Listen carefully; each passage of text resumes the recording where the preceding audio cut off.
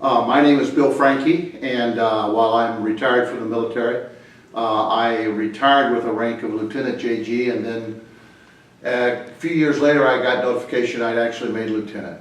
What we would do is and this is especially true down in Thoi, is we would go out on these missions and we would leave at 3 o'clock in the morning. And we would typically get back about 2 or 3 o'clock in the afternoon. Our objective was to poke the hornet's nest, to use my words. We were to deny the enemy the uninterrupted use of that land for them to replenish, train, to put their supplies in, to build their ammunition, et cetera, et cetera. And so we want to hit them by surprise, and we were vastly outnumbered. And the only way we could succeed and not be totally obliterated was to hit them by surprise, go in and hit them hard, and then get the hell back out of there before they could assimilate enough troops to take us on. And so, yeah, we would always leave early in the morning and get in there in order to hit them while they weren't suspecting it, and then get back out. We went into to show you the extent to which we tried to surprise them. There were a couple smaller rivers that they were simply not navigable. There wasn't a way to get in there. We needed, I think it was when we were on step, which is a high speed, we needed, I think, 4-foot 3-inch clearance, and when we weren't on high speed, we needed, I think it was 4'9", and the canals were not 4'9" or in depth. And so there are sometimes that we would come in a canal, and to surprise them, we would come in right away then as far as we could until that wave would dissipate, and then we'd be aground until the next wave would come in. And then that wave would come in and lift up the stern first. We'd ram it forward, ram the engines forward, and goose it forward, and we'd get another 20 or 30 yards. And then we'd do that maybe 15 to 20 times, and we'd get past the sandbar and get into the mouth of the smaller river. And then we would come in that way just to try to throw them off, and you know. You didn't go to school for this stuff. No one taught you how to do it, and nobody over there knew what to do. And that's one of the beauties of the Navy, is that you were given a mission, and oftentimes it was very dangerous, or oftentimes it was very difficult, and you were expected to figure it out and get it accomplished, and that's what we did. We were hit by monsoons, and that's what I said to you earlier, that I'd just soon slug it out in the middle of a river with a 50 caliber machine gun on the other side than I would be out in the middle of those monsoons. I remember one time that we were on board the LST, and this was before Sea Float was put in, and we were down in Thoi. And it was like 3 o'clock in the morning, and my boat had been hit, and we had lost our electrical system. And so we didn't have generators, so we couldn't start our boat. We had to get literally a jump start from somebody else. And believe me, you didn't call AAA. And so it was about 3 o'clock in the morning, and I was the officer in charge of the nest that night. This guy comes and he wakes me up. This sailor comes, and he's off the LST, and he says, "Sir, the boats are taking a beating. You need to come up here." So I went up there. And the boats were just up and down, undulating in a monsoon. And I'm telling you that they were going. They were protected somewhat by being in the lee of the LST, but nonetheless, I would say those things were going up and down 20 feet. And so what I did was, and I was barefoot and I was in my underwear. And because I'd come right up. And so I could see that one of the boats was sinking. Water was already starting to wash over the fantail. And you know, we had a couple of young kids down there. Now, I was an old man of 22 at the time, but these guys were, you know, 17, 18-year-old sailors. And good kids, but still kids. And so I didn't have any time to go get boots or anything like that. So I went down this rope ladder, the same kind of ladder you saw the Marines go down, and in Iwo Jima and all that stuff. And I remember waiting until in the pitch black, timing it when the boats came back up, and I jumped on board. I guess I jumped about 4 to 6 feet. It wasn't any big deal. And I scrambled over to this one boat, and I got it underway, and we got it out there. And I put the bow into the seas, and we got a P250 out there, and we got it pumped out, and I literally went over the side purposefully with some wedges, and the wedge into the side of the boat to stop the leaks as much as I could, which was probably not a good thing, because I may be the only man in the United States Navy as a commissioned officer who didn't know how to swim. I didn't know how to swim, and I had a buddy take my swimming test for me. If they want to kick me out of the Navy now they can, but when I was commissioned, and I did not know how to swim. So here I am, I'm in the middle of this 30-foot seas, and I don't have any choice. I'm going to be swimming one way or the other. So I went over the side. I got we had some plugs, and it was an intake valve. The filter had broken, busted the inside. So I had to go over the side. I had to put this stuff it full of to stop the water from coming in.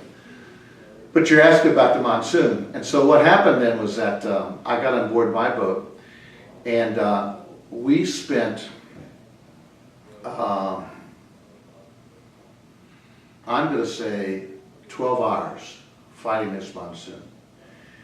And the first 9 hours we spent trying to make it to the lee of an island that was about maybe 2 miles north of us. And all of us, and we were trying our damnedest to get, fight these waves to get less than a couple miles. And we couldn't do it. The monsoon was too strong.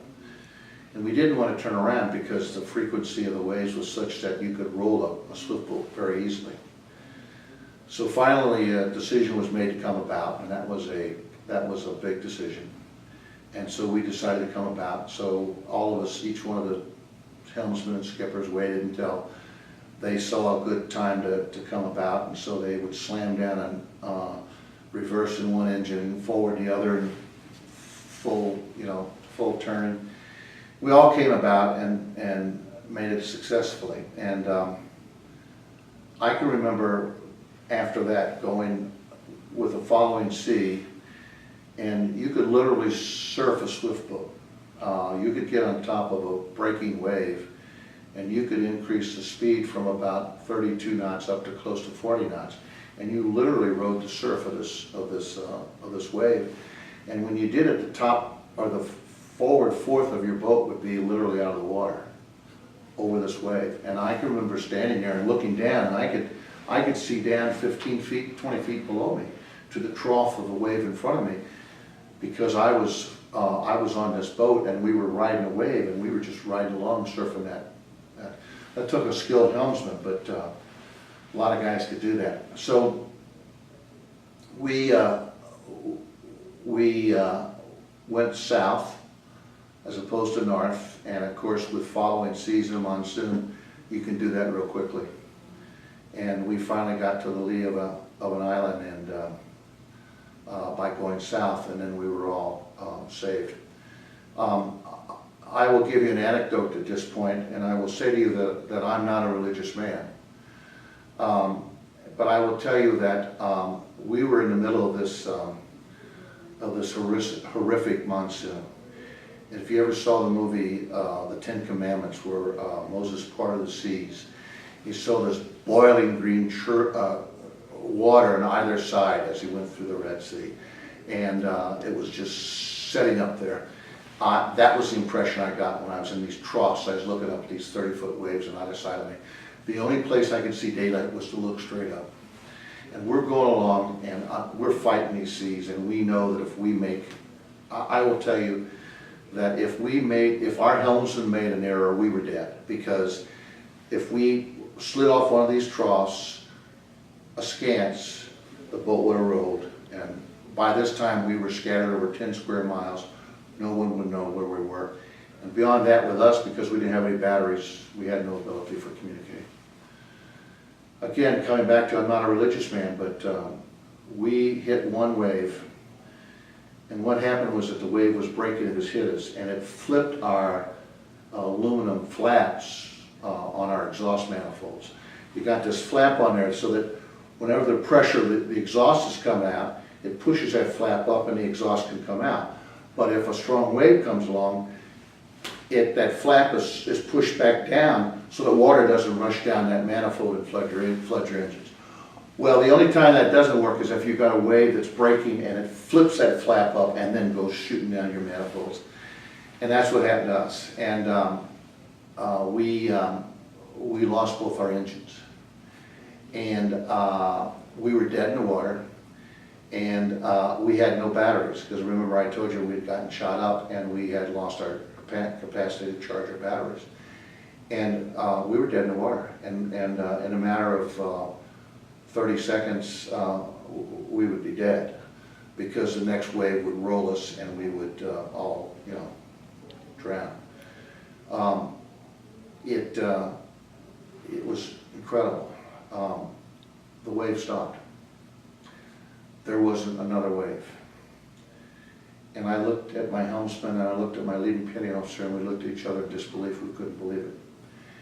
And there was an empty shell casing there, and I took that shell casing and I threw it into the water, and I could see the ripples of that shell casing going out. And we had been in this turbulence this monsoon, and all of a sudden we were in quiet, calm water. And it was faster than instantaneous. This occurred. It was faster than instantaneous. And to this day, we sit in amazement as to that happening. But yeah, we fought monsoons a lot, and they were pretty damn hard to fight on a swift boat. It was like the eye of a hurricane when we were in there, except that it never picked up again. Along the western coast of Vietnam,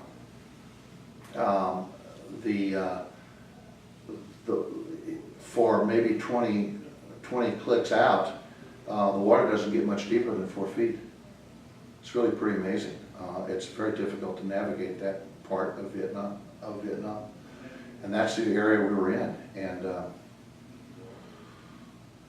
we survived, and we had all a pre-arranged island that we were going to meet at, and we all went down to that island and tied up, anchored, and it was a beautiful island with a beautiful sandy beach, and everybody went swimming, and we relaxed for the rest of the day. It was emotionally exhausting.